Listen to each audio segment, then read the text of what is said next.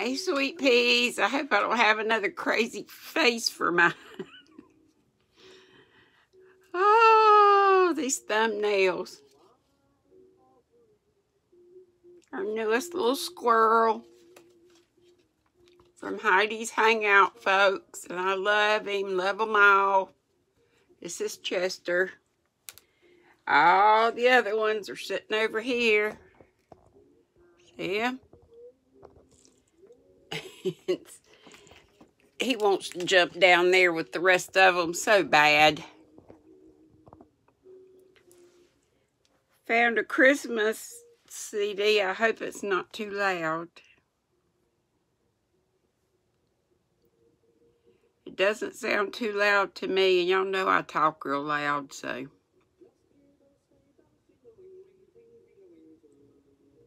Can you hear it? If it's too loud, I can reread it, but hopefully it will be fine. I wish it was just instrumental, but it's not.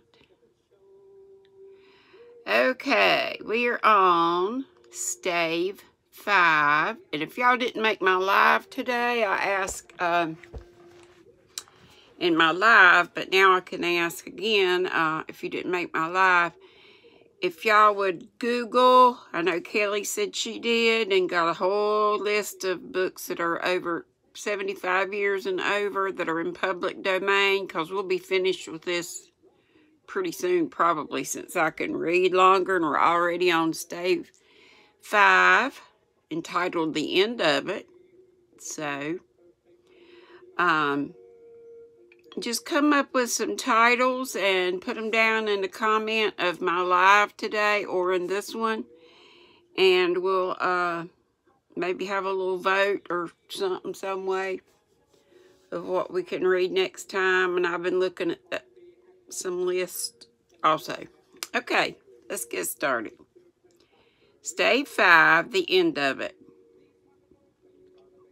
Remember, we last finished up the ghost of Christmas yet to come, or future, had just left, and Scrooge was hanging on to him, and it turned into his bedpost. Yes, and the bedpost was his own. The bed was his own. The room was his own. Best and happiest of all, the time before him was his own, and to make amends in. I think I am going to have to turn this down a little bit. Sorry. Hope I can see what I'm doing over here.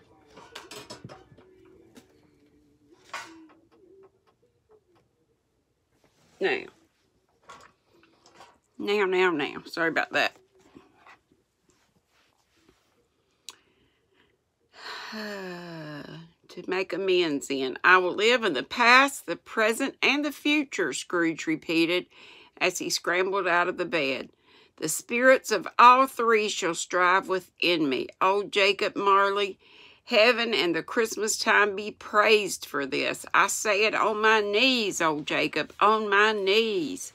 He was so fluttered and so glowing with his good intentions that his own broken voice would scarcely answer to his call.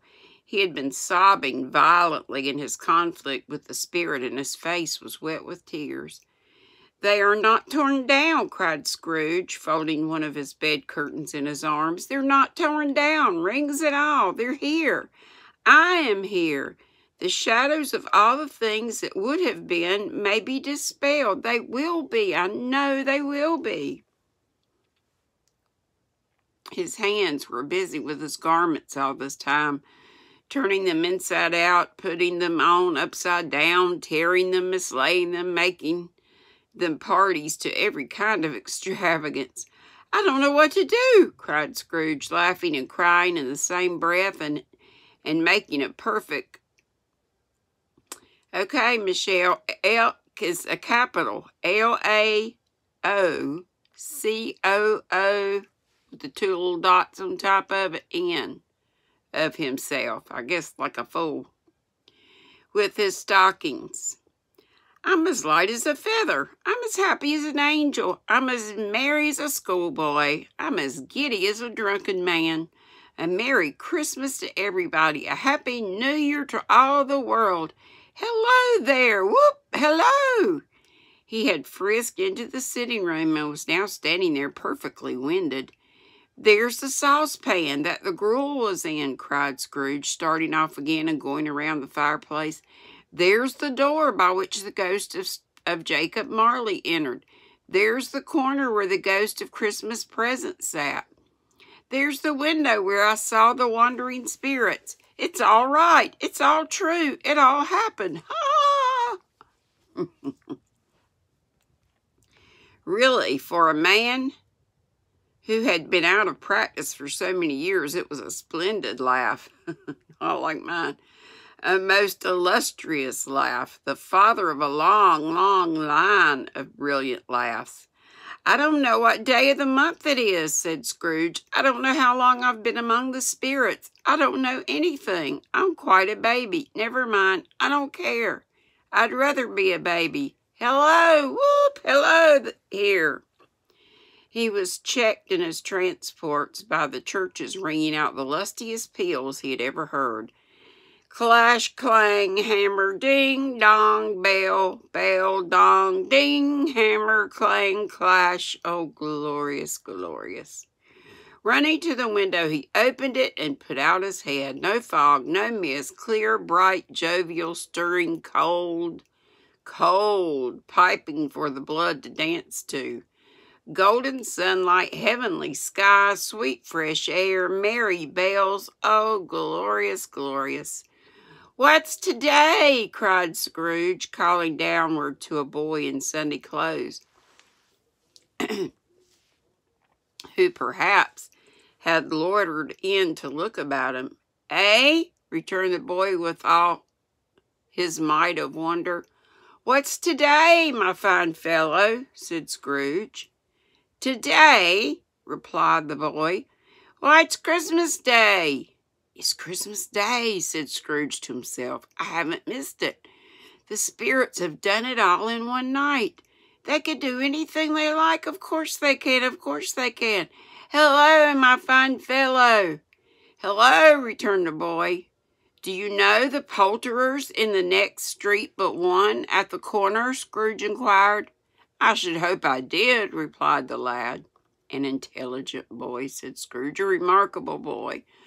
Do you know whether they've sold the prize turkey that was hanging up there? Not the little prize turkey, the big one. What, the one as big as me? Returned the boy. What a delightful boy, said Scrooge. It's a pleasure to talk to him. Yes, my buck. It's hanging there now, replied the boy. Is it? Said Scrooge. Go and buy it. Walker, exclaimed the boy. No, no, said Scrooge. I'm in earnest. Go and buy it and tell them to bring it here, that I may give them the direction where to take it. Come back with the man, and I'll give you a shilling. Come back with him in less than 5 minutes, and I'll give you half a crown. The boy was off like a shot. He must have had a steady hand at a trigger who could have got a shot off half as fast. I'll send it to Bob Cratchit's, whispered Scrooge, rubbing his hands and splitting with a laugh. He shan't know who sends it. It's twice the size of Tiny Tim. Joe Miller never made such a joke as sending it to Bob's will be. The hand in which he wrote the address was not a steady one, but write it he did, somehow, and went downstairs to open the street door ready for the coming of the poulterer's man. As he stood there waiting his arrival, the knocker caught his eye. I shall love it as long as I live, cried Scrooge, patting it with his hand. I scarcely ever looked at it before. What an honest expression it had in its face. It's a wonderful knocker. Here's the turkey. Hello, whoop! How are you? Merry Christmas. It was a turkey. It never could have stood upon its legs, that bird. It would have snapped them short off in a minute like sticks of sealing wax. Why, it's impossible to carry that to Camden Town, said Scrooge. You must have a cab. The chuckle with which he said this, and the chuckle with which he paid for the turkey, and the chuckle with which he paid for the cab, and the chuckle with which he recompensed the boy were only to be exceeded by the chuckle with which he sat down breathless in his chair again and chuckled till he cried. Shaving was not an easy task, for his hand continued to shake very much, and shaving requires attention even when you don't dance while you're at it. But if he cut the end off his nose, he would have put a piece of sticking plaster over it and been quite satisfied. He dressed himself all in his best and at last got out into the streets. The people were by this time pouring forth, as he had seen them, with the ghost of Christmas present, and walking with his hands behind him. Scrooge regarded every one with a delighted smile. He looked so irresistibly pleasant, in a word, that 3 or 4 good-humored fellows said, "Good morning, sir. A Merry Christmas to you." And Scrooge said often afterwards that of all the blithe sounds he had ever heard, those were the blithest in his ears. He had not gone far when, coming on towards him, he beheld the portly gentleman who had walked into his counting-house the day before and said, "Scrooge and Marley's, I believe?" It sent a pang into his heart to think how this old gentleman would look upon him when they met, but he knew what path lay straight before him, and he took it. "My dear sir," said Scrooge, quickening his pace and taking the old gentleman by both his hands, "how do you do? I hope you succeeded yesterday. It was very kind of you. A Merry Christmas to you, sir." "Mr. Scrooge?" "Yes," said Scrooge, "that is my name, and I fear it may not be pleasant to you.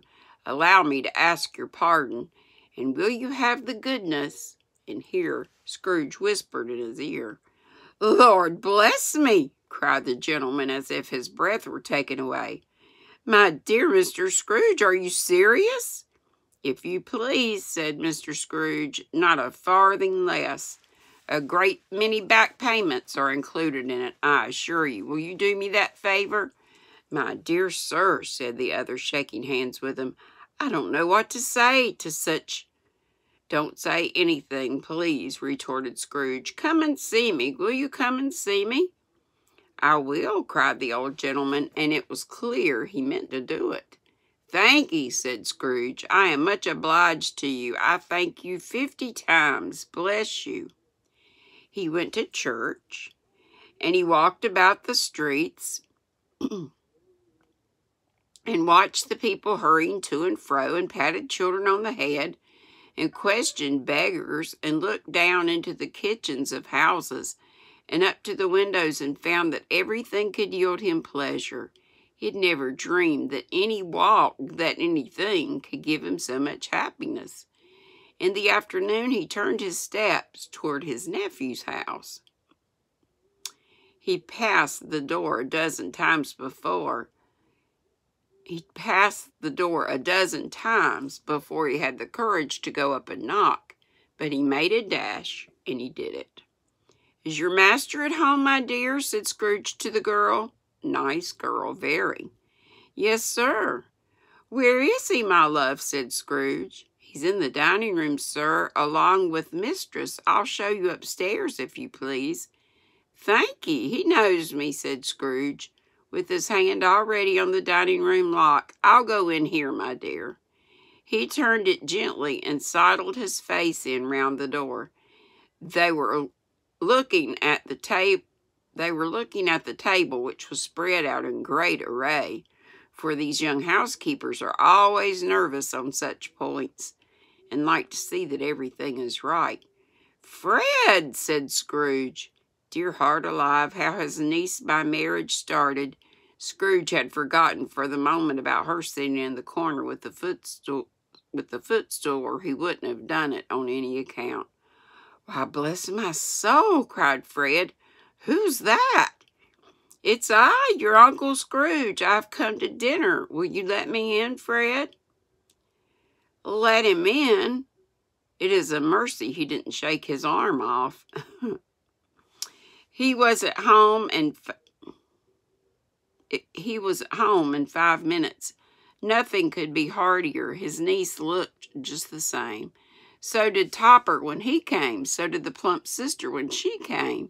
So did everyone when they came. And he means look like they did when he saw them with the spirit. Wonderful party, wonderful games, I can't say the word. Wonderful happiness. But he was early at the office next morning. Oh, he was early there. If he could only be there first and catch Bob Cratchit coming late. That was the thing he had his heart set upon. And he did it. Yes, he did it. The clock struck 9. No Bob. 1/4 past. No Bob. He was a full 18 minutes and a half behind his time. Scrooge sat with his door wide open that he might see him come into the tank. His hat was off before he opened the door, his comforter too. He was on his stool in a jiffy, driving away with his pen as if he were trying to overtake 9 o'clock. "Hello," growled Scrooge in his accustomed voice as near as he could feign it. "What do you mean by coming here at this time of the day?" "I'm very sorry, sir," said Bob. I am behind my time." "You are?" repeated Scrooge. "Yes, I think you are. Step this way, sir, if you please." "It's only once a year, sir," pleaded Bob, appearing from the tank. "It shall not be repeated. I was making rather merry yesterday, sir." "Now, I'll tell you what, my friend," said Scrooge.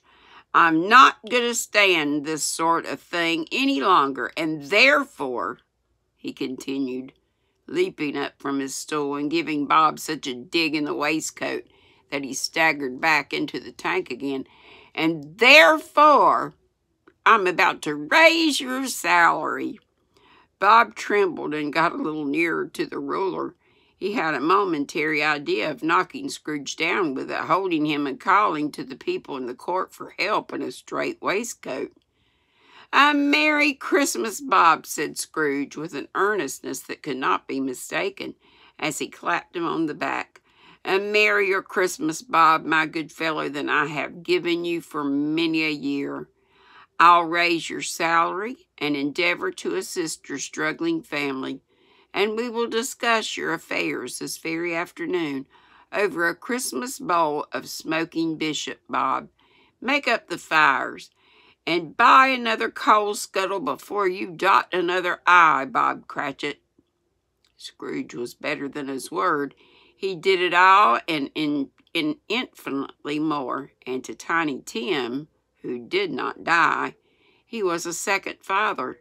He became as good a friend, as good a master, and as good a man as the good old city knew, or any other good old city, town, or borough in the good old world.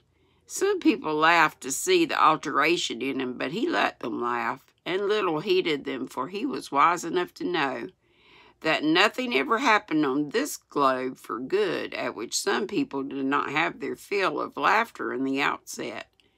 And knowing that such as these would be blind anyway, he thought it quite as well they should have wrinkled up their eyes in grins as have the malady in less attractive forms. His own heart laughed, and that was quite enough for him.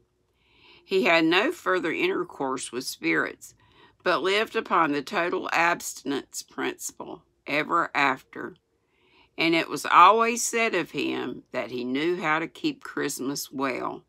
If any man alive possessed the knowledge, may that be truly said of us and all of us.